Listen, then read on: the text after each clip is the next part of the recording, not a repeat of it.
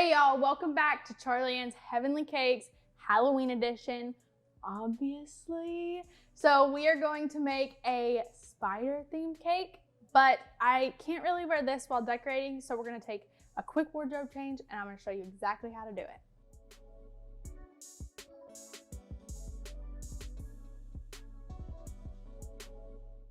To start our cake, I have already baked our cake. So I used chocolate cake that I just dyed black, and then I got vanilla cake in a piping bag and just swirled it, kind of like a marble cake, to look like a spider web. So I have baked and frozen these to start decorating. So these are ready. And then I have already dyed my Nanny's buttercream black to also decorate.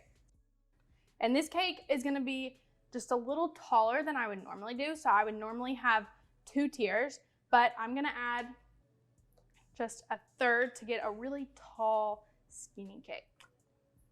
Taking my last layer, putting bottom up,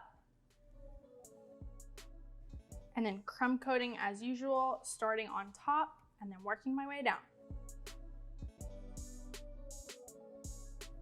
And then I'm gonna get this into the fridge to chill so we can ice. My cake is nice and chilled now, and I am gonna go ahead and just put on our final coat of buttercream. But a fair warning to all the mamas out there, if you're dyeing your buttercream black like I did, you have a chance of a blue mouth. If you're okay with that, I am just going to finish icing my cake top first, and then the sides. And I'm just gonna do this all the way down. And this cake, I kind of want a little bit of texture in it. So it doesn't need to be perfect. All you need it to be is straight. And then I can go back with my bench scraper and just straighten everything up just a little bit. I just have a mixture of some green and purple and blue sprinkles that I am just gonna take just a little handful, and I'm gonna press against kind of the bottom lower half of the cake. Maybe the lower fourth. We don't wanna go all the way up, just a little color at the bottom. So I'm just gonna press them. So I'm gonna go all the way around. All right, I have a good coat of sprinkles down at the lower base of my cake, and you can hear them all falling that are on the plate. So I'm gonna clean this up. I'm going to stick this in the fridge, and then I am gonna get a broom. Now for the really, really fun part. This does get very messy, but if you have little kids, this is super fun. So I have mini marshmallows. You can use any marshmallows that you have around the house or that you want, but mini marshmallows melt the fastest. My marshmallows are now melted, and I would suggest getting some gloves to wear. I have my cake, it's nice and chilled, so it's nice and firm. And I am just gonna take my marshmallows with my hands, just getting a little kind of blob. You can see it's really stringy, and I can play with it in my hands, and it looks like a spider web. So I'm just gonna take this and wrap it all around my cake. When I do this, I wanna make sure that my gloves or the marshmallows touching my fingers aren't touching the cake, but only the marshmallow.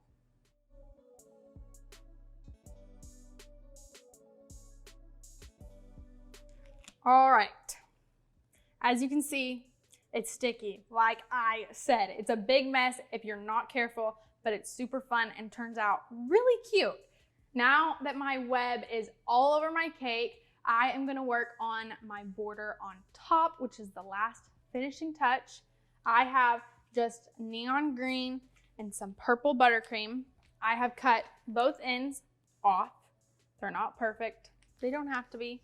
And then I have a larger bag fitted with a Wilton 2D tip that I am gonna open up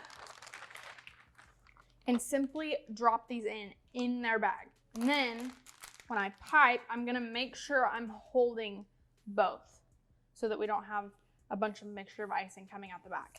I am just gonna find the front of my cake. So I've picked right here, and I'm gonna start I like starting off to the left, near the back. So I'm gonna start here and take my tip and go in circles.